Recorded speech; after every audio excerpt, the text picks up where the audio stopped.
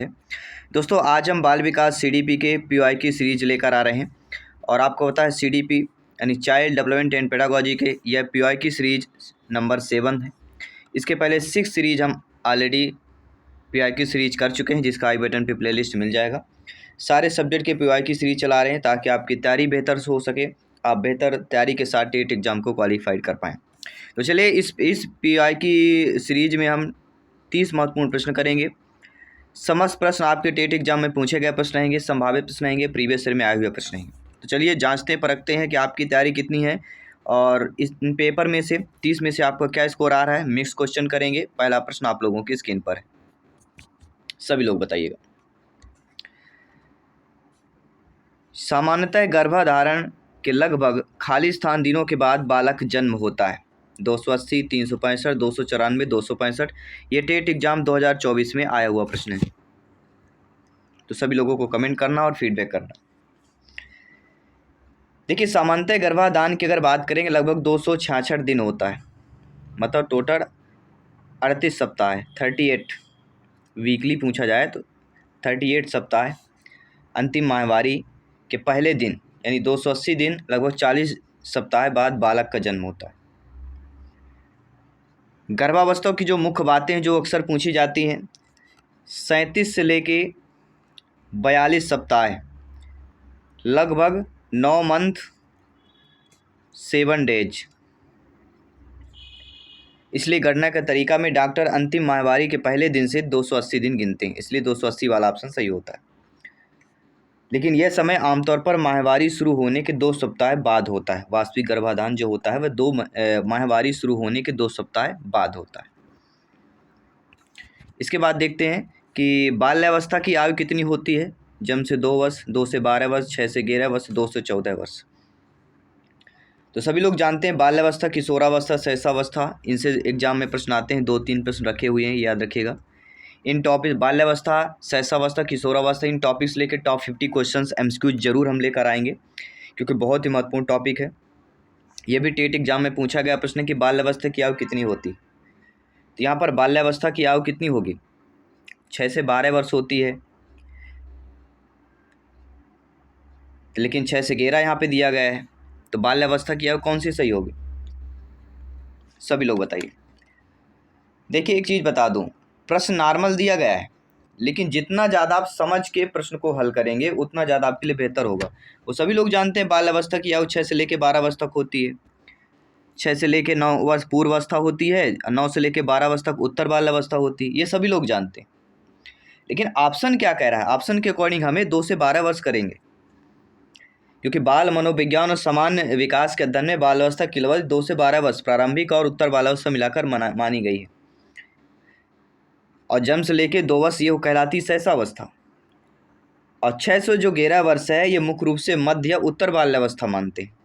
और जो 2 से 14 वर्ष होती है यह मानक वर्गीकरण के अंतर्गत कोई भी आता ही नहीं। सभी लोग समझ पा रहे हैं। आइए देखते हैं अब प्यारा सा प्रश्न, अगले प्रश्न की बात कर रहे हैं। समाजीकरण की प्रक्रिया चलती है आजीवन, बाल्यावस्था तक, किशोरावस्था तक या मृत्यु के उपरांत। देखिए समाजीकरण, समाज परिवार से मिलकर समाज बनता है, व्यक्तियों से मिलकर परिवार बनता है, और परिवार से समाज, और समाज से अपना गांव, देश, सिटी, शहर सारे बनते हैं। तो समाजीकरण की प्रक्रिया ये आजीवन तक चलती रहेगी, ये कभी नहीं रुकती। तो आजीवन तक चलती रहेगी। बाल्यावस्था तक समय सीमित है कि 6 से लेकर 12 वर्ष या 2 से लेकर 12 वर्ष जो भी मैं बताया। किशोरावस्था सीमित है, 12 से लेकर 18 वर्ष तक होगा। ये मृत्यु के उपरांत तक तो समाजीकरण नहीं चलेगा, ठीक है, उसकी क्योंकि अवधि समाप्त हो जाएगी, उसका वजूद ही समाप्त हो जाएगा व्यक्ति का।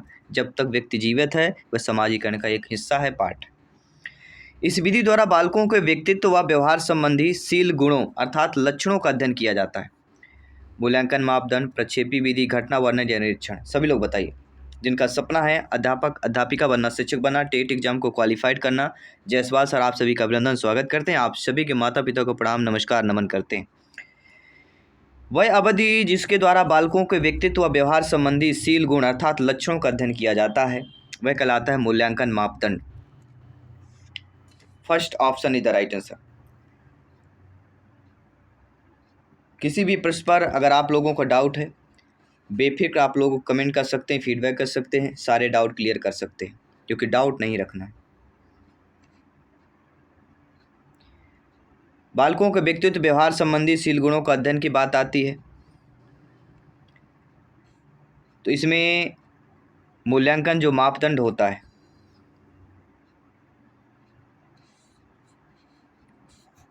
अकॉर्डिंग टू क्वेश्चन ESB ने उसको सही माना है। इसके बाद बढ़ते हैं आपके अगले प्रश्न की तरफ कि किस उम्र के बालक अभिभावकों की आज्ञा का पालन सर्वाधिक करते हैं? 0 से 3 वर्ष, 4 से 7 वर्ष, 12 से 15 वर्ष या 16 से 21 वर्ष?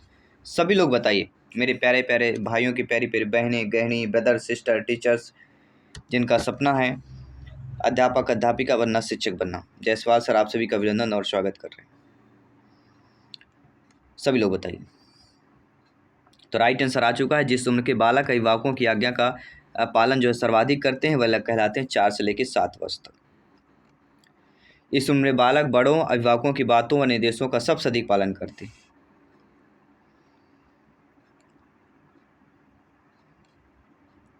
आइए देखते हैं अगला प्रश्न, प्यारा सा प्रश्न है।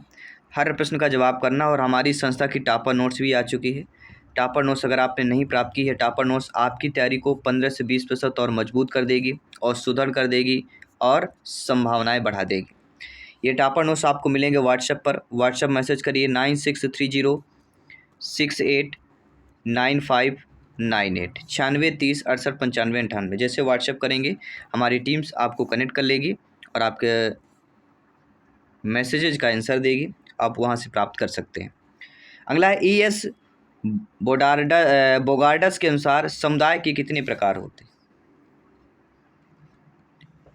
ये बहुत अच्छा प्रश्न है, ध्यान रखिएगा। ये लेवल 2 में भी इस प्रकार के प्रश्न आते हैं, CDP के। लेवल 2 का मतलब होता है मिडिल में भी पूछे जाते हैं, 6 to 8 की बात कर रहे हैं। तो इन्होंने 4 प्रकार बताए।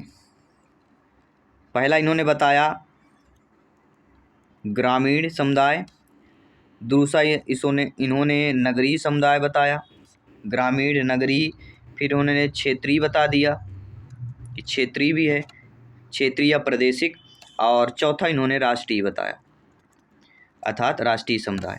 तो ग्रामीण समुदाय, नगरीय समुदाय, क्षेत्रीय या प्रादेशिक समुदाय, चौथा राष्ट्रीय समुदाय। किसने बताया? ES बोगार्डस के अनुसार 4 विकल्प इज द राइट आंसर हो जाएंगे। फिर अगला है प्यारा सा प्रश्न, प्यारा सा फीडबैक करना है कि निम्नलिखित में से कौन सा गलत दिया गया है। गलत कब हम चयन करना है, आपको चयन करना और बताना है कि निबंध में छात्रों को निष्कर्ष निकालने के लिए तथ्यों को व्यवस्थित कर उसका विश्लेषण और व्याख्या करने की आवश्यकता होती है। बिल्कुल सही बात है भाई, निबंध में छात्रों को निष्कर्ष निकालने के लिए तथ्यों व्यवस्थित उसका विश्लेषण व्याख्या करेंगे तभी तो उसका निबंध तथ्य निकाल पाएंगे। लघु उत्तरीय प्रश्न प्रश्न पत्र की मान्यता के लिए निष्पक्षात्मक होता है, ये गलत है। जो लघु उत्तरीय प्रश्न होंगे वो प्रश्न पत्र की मान्यता के लिए निष्पक्षात्मक नहीं होंगे। निष्पक्षात्मक हो जाएंगे तो प्रश्न ही क्यों बनेंगे। लघु उत्तरीय प्रश्न पढ़ाए गए विषय प्रसंग की ही नहीं अधिक वस्तुनिष्ठ जांच करते हैं। लघु उत्तरीय जो प्रश्न पढ़ाते हैं वो विषय प्रसंग का ही नहीं बल्कि अधिक वस्तुनिष्ठ जांच करते हैं। बिल्कुल सही बात है। फिर अगला है अवलोकन का उपयोग कई तरह की स्थितियों जैसे कि बहस, प्रायोगिक, कथा आदि के उपकरण की तरह किया जाता है। तो ये भी बात सही दी गई है। तो यहाँ पे कहने का तात्पर्य कौन सा गलत है, तो ये वाला गलत होगा, निष्पक्षात्मक, ये नेगेटिव है, इसको हम साइड कर लेंगे, बाकी सारे सही कर लेंगे। बढ़ते हैं आपके अगले प्रश्न की तरफ। सभी कमेंट कीजिएगा साथियों। कोई शिक्षक किसी छात्र को संख्याओं को दिए गए सेट में सटीक वर्ग संख्याओं को घेरने के लिए कहता है। इसके द्वारा किए गए उद्देश्य को प्राप्त किया जा सकता है, वह है ज्ञान, आवेदन, कौशल, समझ। और आपको पता है नॉलेज, एप्लीकेशन, स्किल्स और अंडरस्टैंडिंग, ये ऐसे टॉपिक है जहाँ से एक प्रश्न रखा हुआ है, ज्ञान, आवेदन, कौशल, समझ। तो कोई शिक्षक यानी आप जो है किसी छात्र को संख्याओं में दिए गए सेट में सटीक वर्ग संख्याओं को घेरने के लिए कह रहे हैं। तो आपके जो किया गया उद्देश्य क्या प्राप्त कर सकता है बालक इस उद्देश्य से? इससे बच्चा नॉलेज प्राप्त करेगा। इसके द्वारा किए गए उद्देश्य को प्राप्त किया जाता है, वह है ज्ञान, नॉलेज प्राप्त करेगा। कि छात्र को संख्याओं में दिए गए सेट में सटीक वर्ग संख्याओं को घेरे लगा देना। घेरे लगाने से क्या है, यहाँ पे तो आवेदन तो होगा ही नहीं, ना ही कौशल, ना ही समझ, यहाँ पे ज्ञान, नॉलेज बढ़ेगा। क्योंकि बच्चे को हम नॉलेज दे रहे हैं इस घेरा लगाकर, अंडरलाइन करके। ठीक है, चलिए आइए बढ़ते हैं आपके अगले प्रश्न। प्यारा सा प्रश्न है कि निम्नलिखित कथनों पर विचार करना है, और ये कथन हमारे स्क्रीन पर दिए गए हैं कि जो बच्चे तैयारी की अवधि के दौरान कार को नहीं सीखते हैं उन्हें बाद में इसे सीखना बहुत मुश्किल हो जाता है। क्या ये सही दिया गया है?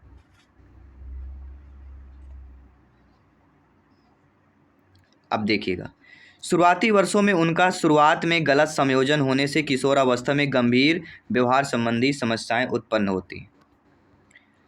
फिर अगला है कि बौद्धिक विकास के स्वरूप में मूर्ति संपूर्ण तर्क के द्वारा आगे बढ़ती है। फिर अगला का है कि विकास के क्रमों में शारीरिक और मानसिक विकास के बीच स्पष्ट सह संबंध होता है।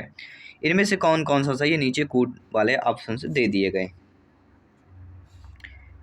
देखिए, इस पर हमें ध्यान दिया जाए कि जो बच्चे तैयारी की अवधि के दौरान कार को नहीं सीखते उन्हें बाद में सीखना बहुत मुश्किल होगी। बिल्कुल सही बात है, अगर आप तैयारी की चीज़ कोई दौरान नहीं सीखेंगे तो बाद में मुश्किल होगी, तो सही कथन दिया। शुरुआती वर्षों में उनका शुरुआत में गलत संयोजन होने से किशोरावस्था में गंभीर व्यवहार संबंधी समस्याएं उत्पन्न हो सकती। बिल्कुल सही बात है, शुरुआत वर्षों में अगर गलत संयोजन होगा, बातचीत अच्छे संयोजन नहीं बन पाएगा, वो भी किशोरावस्था में, तो गंभीर व्यवहार संबंधी समस्याएं उत्पन्न हो सकती हैं। ये भी कथन हमारा सही दिया।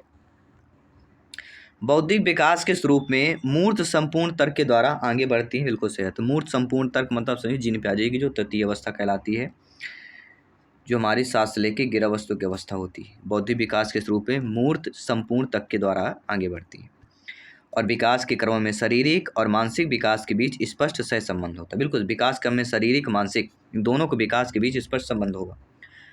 संबंध इसलिए होगा क्योंकि अगर मानसिक विकास नहीं तो फिर शरीर विकास, दोनों जरूरी है। इसलिए हमारे 1 2 3 4 सभी सही हैं। सी वाले ऑप्शन को हम यहाँ पे सही कर लेंगे। सारी चीज़ें क्लियर हो गई। आइए बढ़ते हैं आपके अगले प्रश्न की तरफ। अगला प्रश्न बहुत ही प्यारा सा प्रश्न है कि गैर निर्देशात्मक परामर्श के रूप में भी जाना जाता है। क्या जाना जाता है?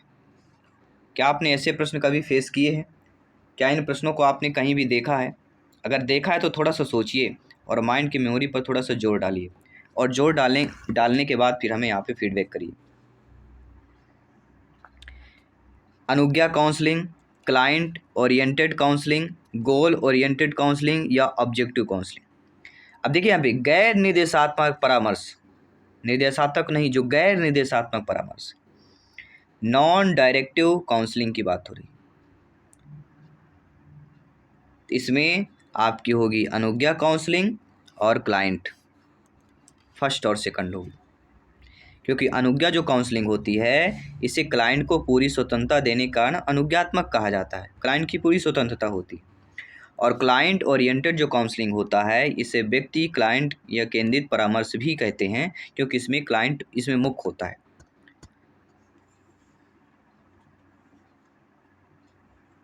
तो दो महत्वपूर्ण है हमारे फर्स्ट और सेकंड।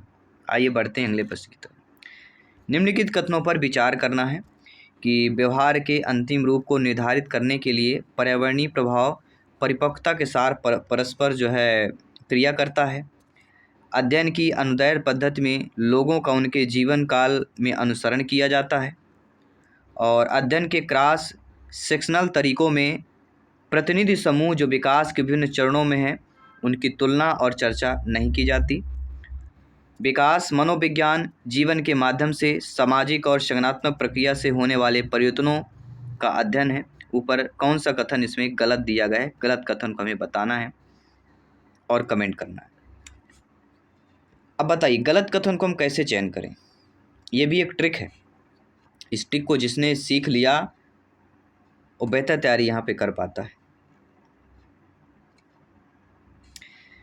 देखिए, हम जानते हैं कि व्यवहार के अंतिम रूप को निर्धारित करने के लिए पर्यावरणीय प्रभाव प्रयुक्त के साथ परस्पर क्रिया करता पॉजिटिव दिया गया है।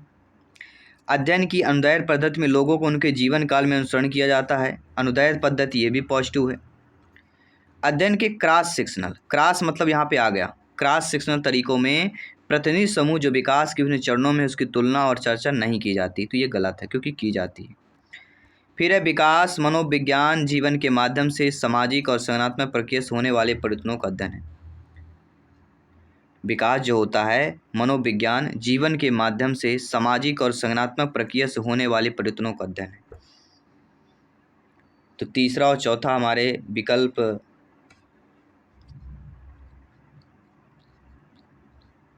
गलत दिए गए हैं, बाकी 1, 2 तो पूरी तरह से सही हो जाएंगे यहाँ पे, फर्स्ट और सेकंड। ठीक है, आइए बढ़ते हैं आपके अगले प्रश्न की तरफ। अब कॉलम दिया गया है, कॉलम पहले में है हमारा दिया गया है तैयारी, उत्पादन और निर्णय। कॉलम 2 को मिलान करना। तो इतना तो सभी लोग प्यारे मित्र जानते हैं कि तैयारी जो होती है समस्या को समझना और आवश्यक सभी सूचना को एकत्र करना, और उत्पादन जो होगा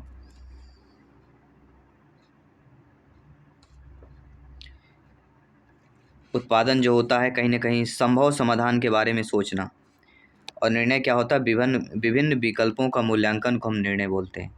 तो थर्ड का तो ए होना ही कन्फर्म है। तो थर्ड का एक इसमें दिया गया है, देखिएगा केवल सी ऑप्शन में दिया गया, तो ये हमारा सही हो जाएगा। सभी लोग समझ पा रहे हैं बेहतर तरीके से। आइए देखते हैं अगला प्रश्न है कि इनमें से कौन सा कथन गलत दिया गया है। गलत कथन को चयन करना है कि मोटर कौशल का विकास इस बात पर निर्भर करता है कि इन कौशलों का अभ्यास करने का अवसर किस हद तक प्रदान किया जाता है।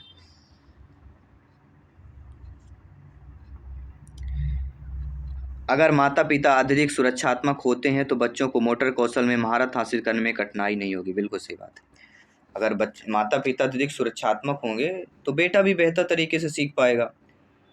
मतलब यहाँ पे है कि इन्वायरमेंट अगर बेटों को अच्छा मिलेगा तो बेटा अच्छा सीख पाएगा। तो ये बात बिल्कुल सही भी दी गई है।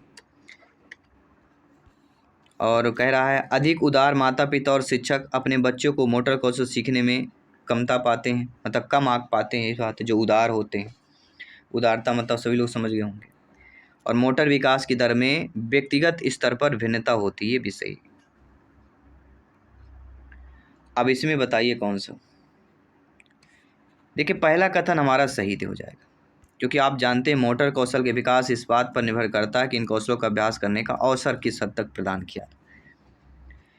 बी गलत है, क्योंकि अगर माता पिता अधिक सुरक्षात्मक होंगे तो बच्चों को मोटर कौशल में महारत हासिल करने में कठिनाई नहीं होगी।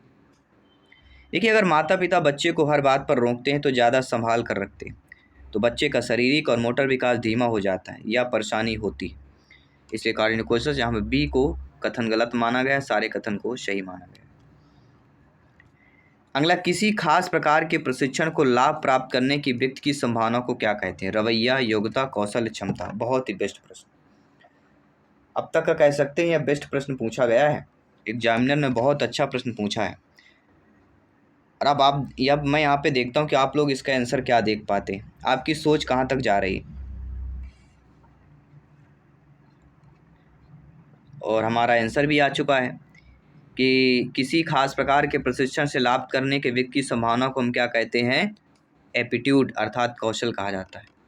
भाई अपने प्रशिक्षण से लाभ प्राप्त करने वाला व्यक्ति, प्रशिक्षण से किया है यानी अपने कौशल सीखा है। कौशल को अभिक्षमता भी कहते हैं। कौशल की जगह अगर एग्जाम में अभिक्षमता आ जाए तो प्रॉब्लम नहीं होना चाहिए आप लोगों को, अभिक्षमता भी पूछा जा सकता है।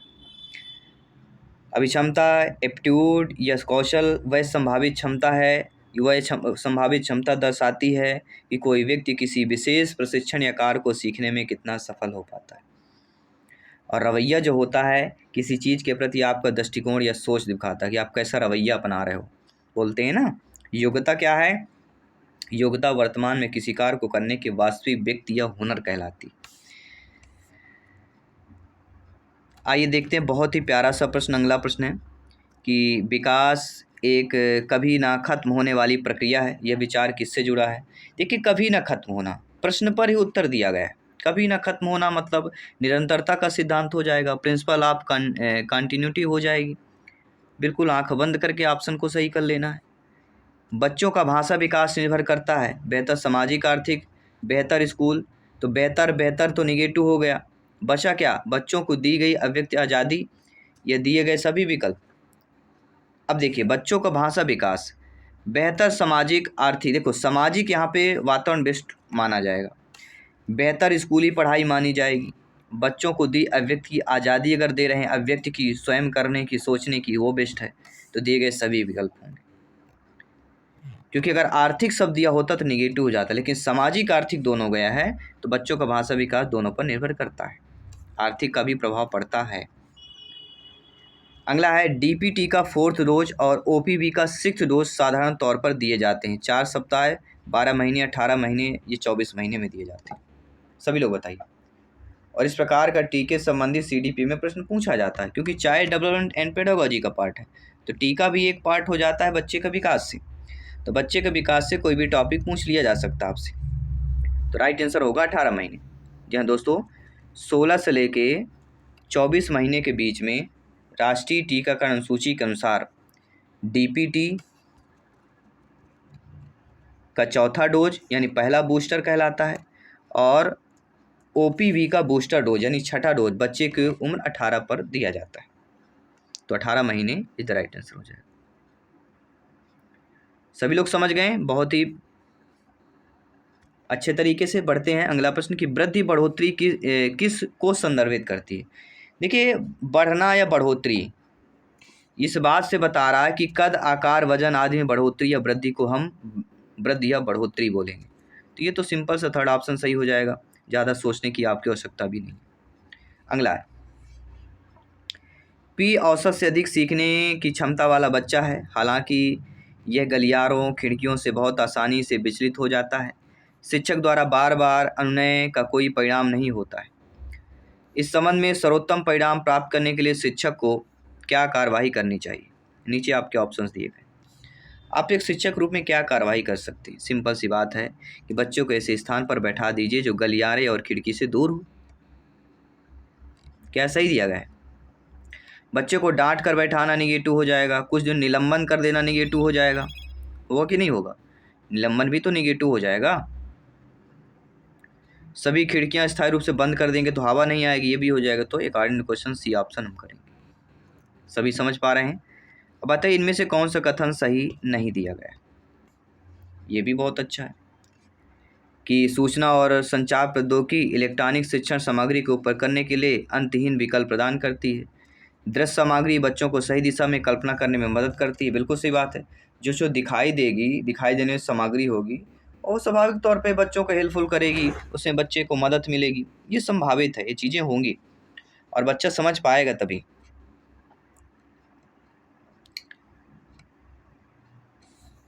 और आगे देखते हैं कि आसपास के वातावरण का उपयोग सामग्री के रूप में नहीं किया जा सकता, गलत है। आसपास का वातावरण सामग्री के रूप में उपयोग किया जा सकता है, इसलिए कारण कौन सा ही नहीं, सी ऑप्शन गलत दिया गया है। और स्पर्श संबंधी सामग्री उदाहरणों को बहुत स्पष्ट करते हैं। बिल्कुल, बच्चे अगर स्पर्श करके समझेंगे, जांचेंगे तो वो बहुत स्पष्ट होगा उदाहरण, तो वो हो जाएगी। आइए बढ़ते हैं अगले प्रश्न। निम्नलिखित में से कौन सा बच्चा अपने प्रदर्शन को अपनी मानसिक क्षमता के मानकों से मेल नहीं कर पाता? अक्सर ऐसे प्रश्न एग्जामिनर पूछता है आपकी तैयारी को जांचने के लिए, परखने के लिए। देखिए, जो बच्चे कम उपलब्धि हासिल करने वाले बच्चे होते हैं, वे बच्चे अपने प्रदर्शन को अपनी मानसिक क्षमता के मानकों से मेल नहीं कर पाते। कारण क्वेश्चन बी ऑप्शन यहाँ पे सही कर लेना है। और अगला प्रश्न है जीन पियाजे जी से, और आपको पता है जीन पियाजे जी से प्रश्न आए, ऐसा हो ही नहीं सकता है। पियाजे के विचार करने में कहाँ विफल रहे हैं जीन पियाजे जी अपने विचार में कि संज्ञानात्मक विकास को सार्वभौमिक चरण है, तो ये तो सफल रहे। सामाजिक सेटिंग का और सांस्कृतिक का प्रभाव यहाँ पर विफल रहे। According to question B option सही कर लें। और विशेष रूप से 9 वर्ष की आयु के बच्चों का संज्ञानात्मक विकास, 12 वर्ष से अधिक बच्चों का विकास, ये तो सारी चीज़ें क्लियर है। तो यहाँ पे हमारा निगेटिव यानी जीन पियाजे को पता है, सीडीपी में जीन पियाजे जी के प्रश्न रखे हुए हैं, कभी कभी 4 प्रश्न पूछ लिए गए। तो सामाजिक सेटिंग और सांस्कृतिक प्रभाव ये आपका विफल रहा, बाकी सारे सही रहे। अगला प्रश्न है कि पावलोव के शास्त्रीय कंडीशनिंग सिद्धांत में यूसीएस का मतलब क्या है। यूसीएस आपने पढ़ा होगा।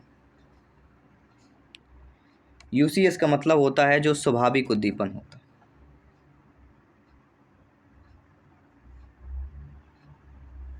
B option is the right answer, स्वाभाविक जो उद्दीपन। अगला थार्नडाइक के सिद्धांत अनुबंध से संबंधित है जो निम्नलिखित में से किस अवधारणा का उपयोग करता है। ठीक है, थार्नडाइक का सिद्धांत है तो आंख बंद करके हमें समझ लेता है, कनेक्शन का जो साहचर्य होता है। थर्ड ऑप्शन यहाँ पे सही कर लेना, क्योंकि आपको जानते हैं कि संज्ञानात्मक विकास जीन पियाजे जी पर्यावरण कहीं ना कहीं वाइगोस्की का समाज से संबंधित हो जाता है, तो कनेक्शन का साहचर्य हो जाएगा यहाँ पे। तो कुछ कीवर्ड हमें ध्यान रखना पड़ेगा, समझना पड़ेगा। निम्नलिखित में से कौन जो है थॉर्नडाइक द्वारा दिए गए तत्परता के नियम का हिस्सा है? थॉर्नडाइक ने मुख्य नियम 3 दिए हैं। अभ्यास का प्रभाव का तत्परता का नियम, और तत्परता के नियम में कि जब कोई संवहन इकाई संवहन के लिए तैयार होता है तो उसके लिए संवहन करना संतोषप्रद होता है।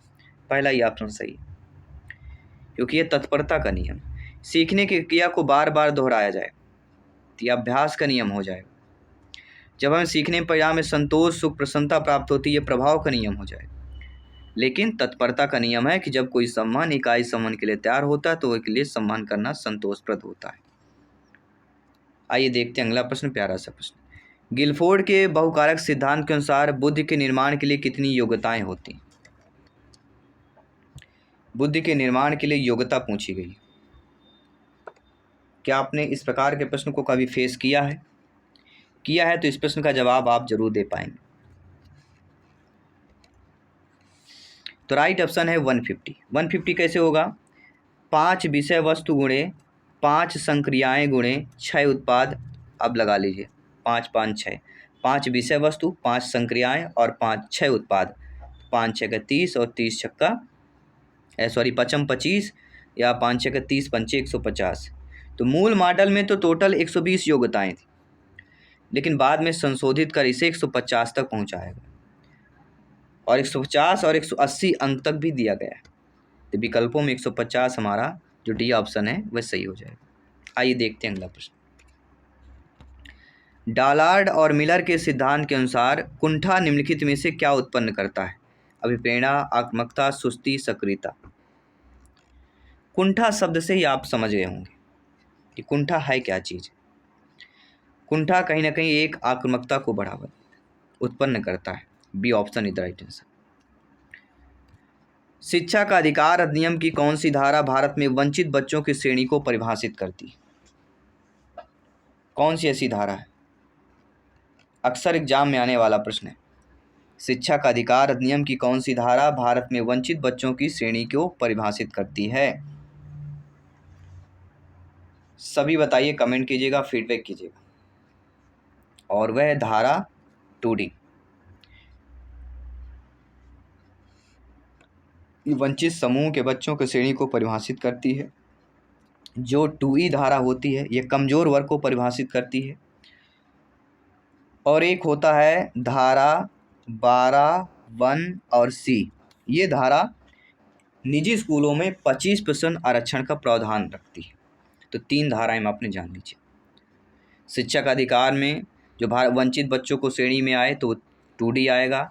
धारा जो 2E है यह कमजोर वर्ग को परिभाषित करती है।